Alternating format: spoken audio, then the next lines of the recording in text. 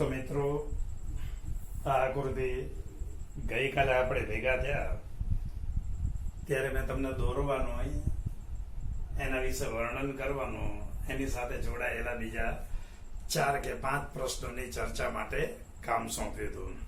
તો આકૃતિ એ બધા પ્રશ્નો અત્યારે તમને સારી રીતે સમજાઈ ગયા હશે.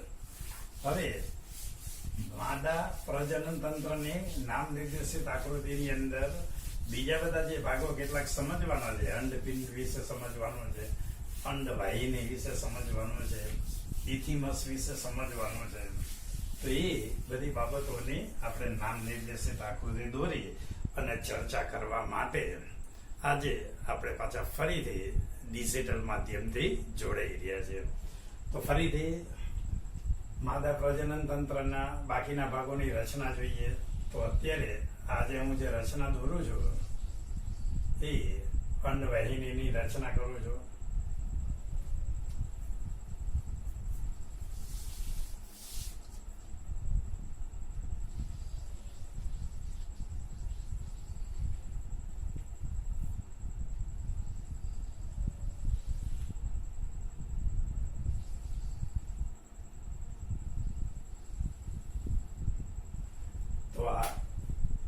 ગર્ભાશયની રચના, અંડવાહિની રચના, એ બધા ભાગો સમજાવું છું. ચલો મિત્રો, આ જે દોરું છું એ અંડવાહિની છે. આ અંડવાહિનીનો આવો જે છેડો જે છે, આંગળી જેવા પ્રવાર્ધો ધરાવે છે, એને અંડવાહિની નિવાપ કહે છે. તો આ શું છે? અંડવાહિની નિવાપ. ચલો, આ શું છે? અંડવાહિની. આની અંદર એનો દૂરનો જે સાંકડો જે છેડો જે છે અંડવાહિનીની અંદર, એ દૂરના સાંકડા છેડાને ઇથિમસ તરીકે ઓળખવામાં આવે છે.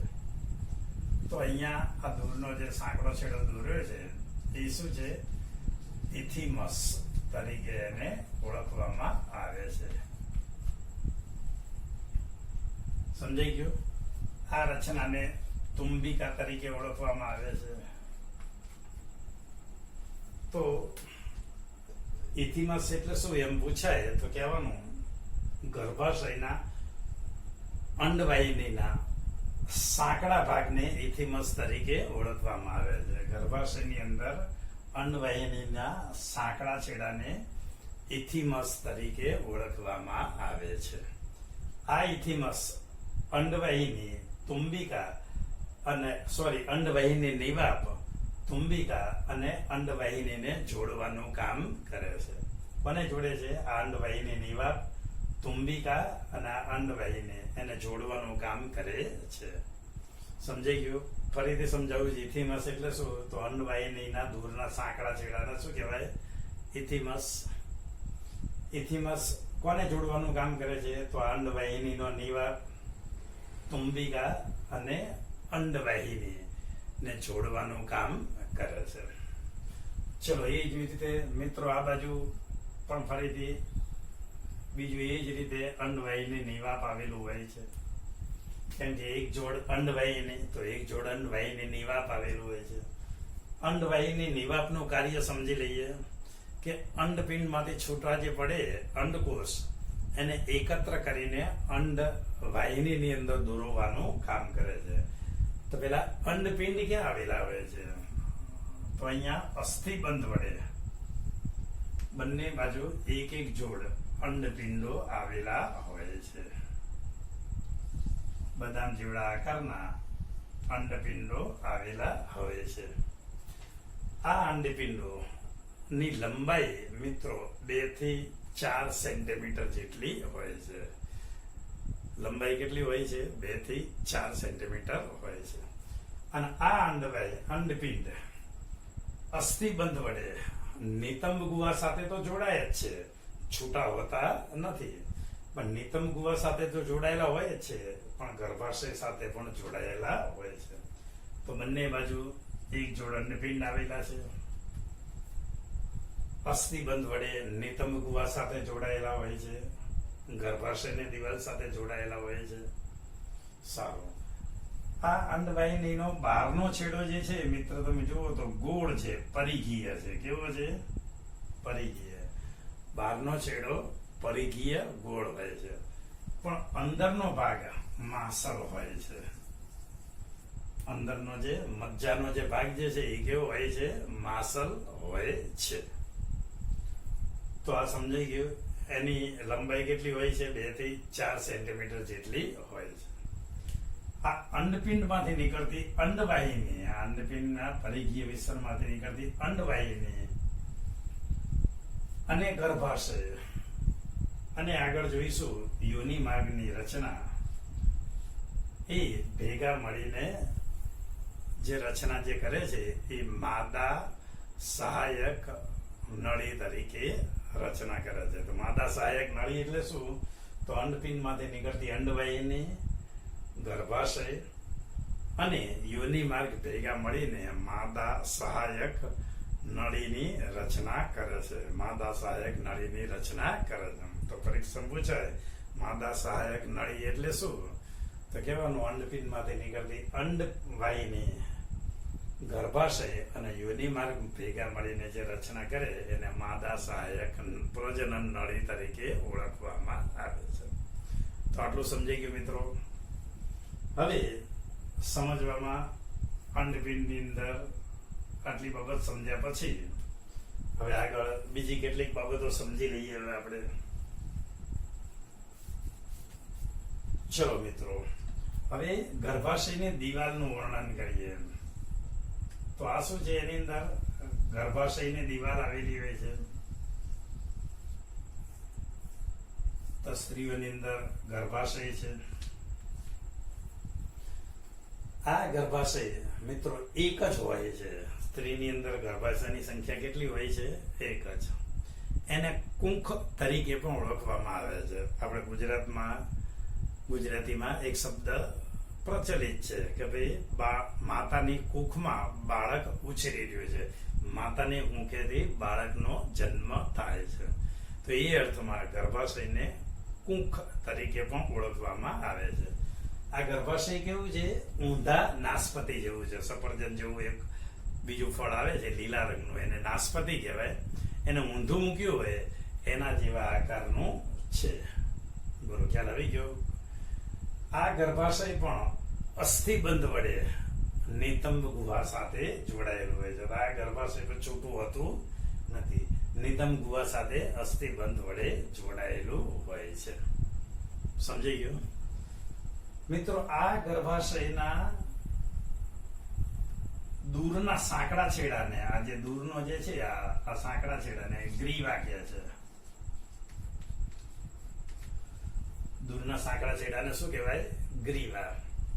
અને ગ્રીવાની નીચે જે ગુહા આવેલી હોય છે એને ગ્રીવા નલિકા કહે છે.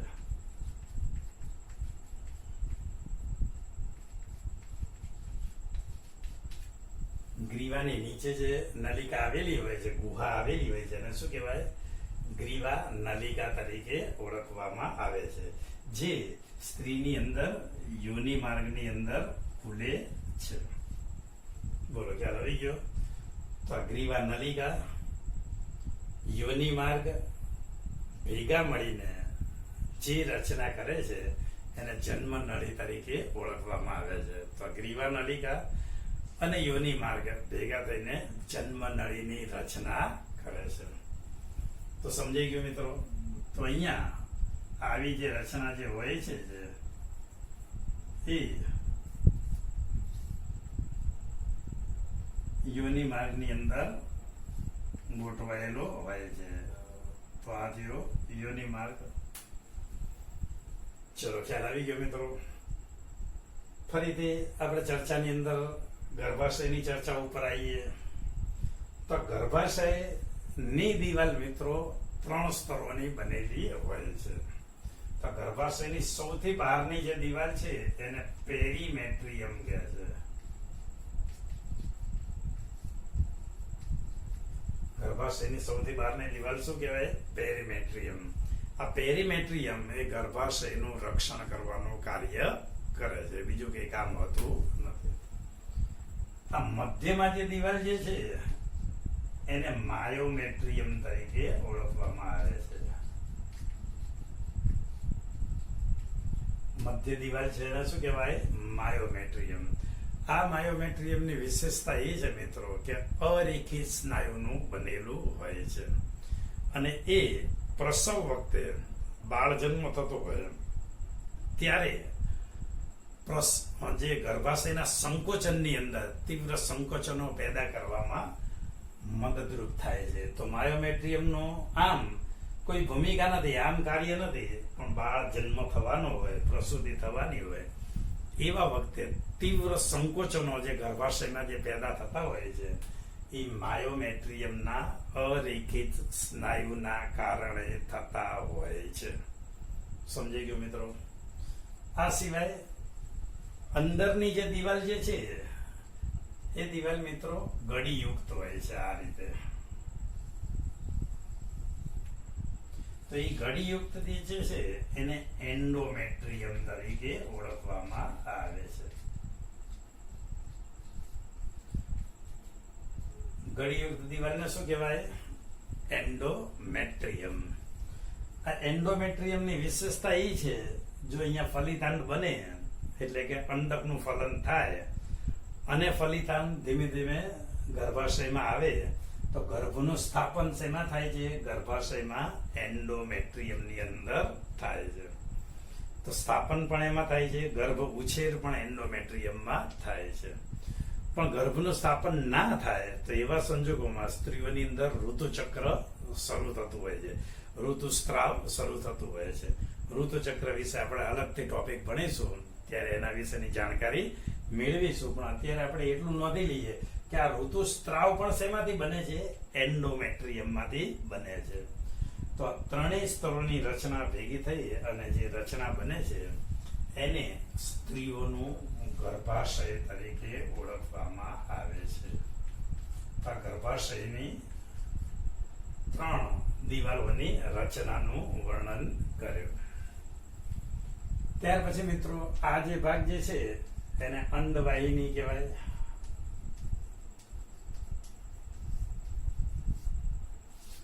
તો અંડવાહિની વિશે શું સમજવાનું છે? તો અંડપિંડના પરિઘીય ભાગથી શરૂ કરી ગર્ભાશય સુધી લંબાતી નાળીને શું કહેવાય? અંડવાહિની. ફરીથી કહું છું, અંડપિંડના પરિઘીય ભાગથી શરૂ કરી ગર્ભાશયની દિવાલ સુધી લંબાયેલી નાળીને શું કહેવાય? અંડવાહિની તરીકે ઓળખવામાં આવે છે.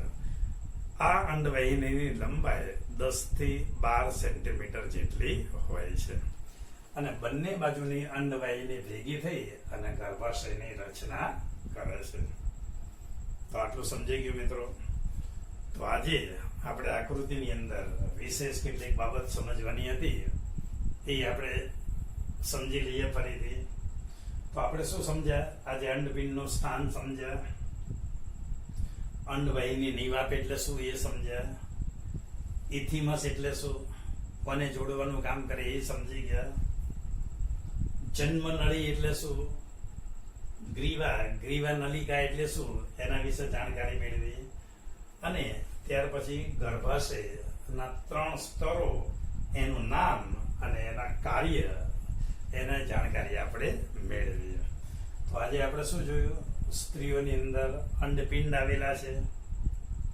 આ અંડપિંડની વિશેષતા કેવી છે? 2 થી 4 સેન્ટીમીટર લંબાઈ આવેલી હોય છે.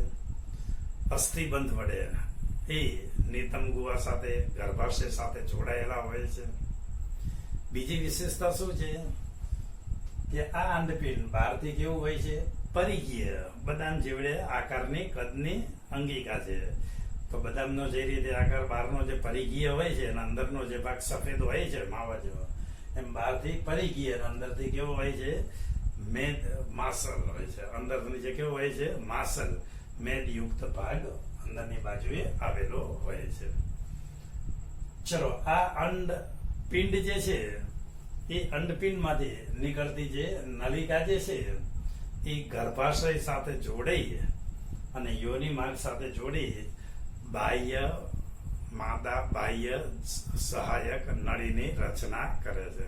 તો અંડપિંડમાંથી નીકળતી અંડવાહિની અને ગર્ભાશય અને યોનિ માર્ગ મળીને માદા સહાયક બાહ્ય પ્રજનન નળી તરીકે ઓળખવામાં આવે છે. સમજી ગયું?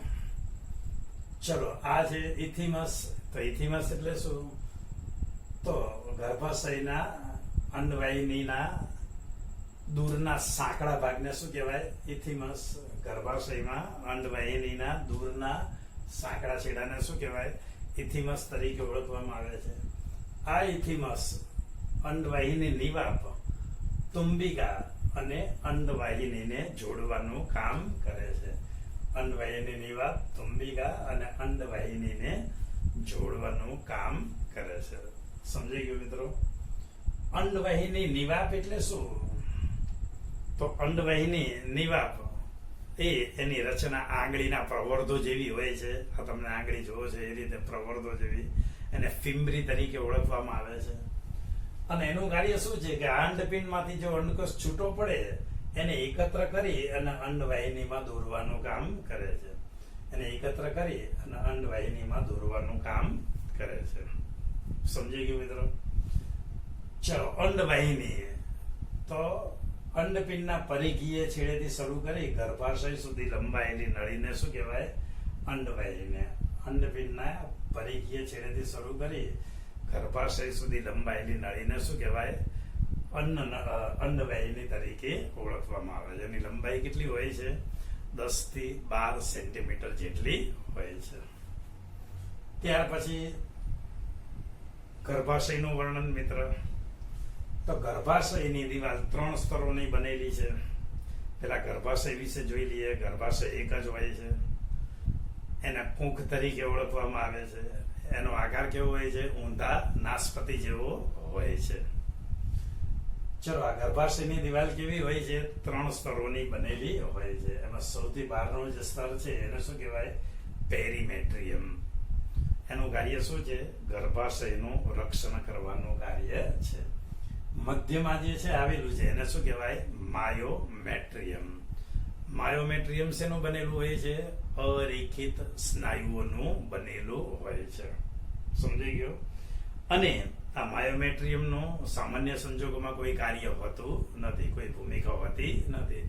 પણ જ્યારે બાળ જન્મ થવાનો હોય, પ્રસૂતિ થવાની હોય, ત્યારે ગર્ભાશયની અંદર તીવ્ર જે સંકોચનો પેદા થાય છે, એ તીવ્ર સંકોચનો પેદા કરવાનું કામ કોણ કરે છે?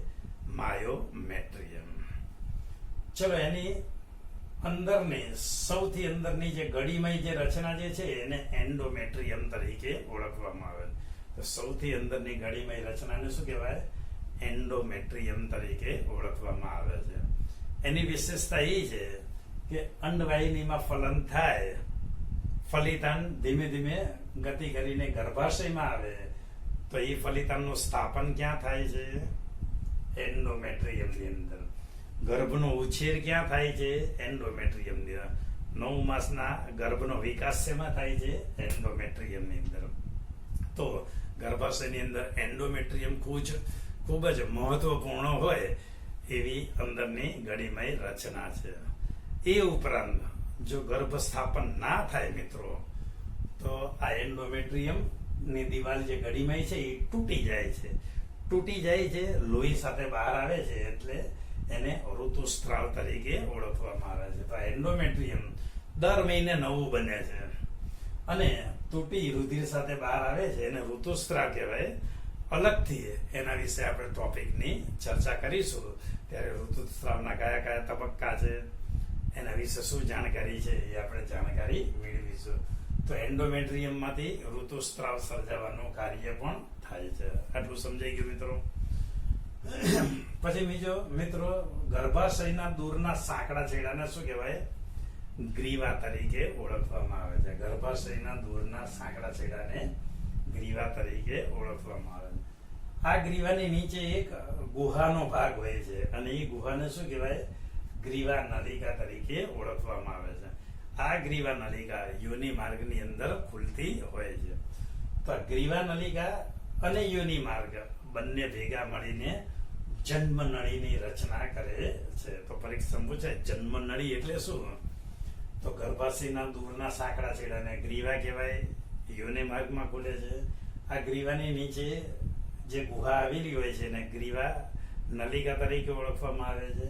આ ગ્રીવા નલિકા અને યોનિ માર્ગ ભેગા મળીને જન્મ નળીની રચના કરે છે, કેમ કે બાળકનો જન્મ એ જગ્યાએથી થતો હોય છે. તો આટલી વસ્તુ જાણકારી મેળવી લીધી. તો આજે સ્ત્રીના પ્રજનન તંત્રની અંદર આપણે જે બાબતો સમજવાની હતી, નામ નિર્દેશિત બંને આકૃતિ દોરીને આપણે એના પ્રજનન તંત્રની આકૃતિ અને કયા કયા ભાગો છે, કયા કયા અંગો છે, ક્યાં આવેલા છે, એ શું કામ કરે, એ આપણે જાણકારી મેળવી લીધી. તો સમજાઈ ગયું મિત્રો?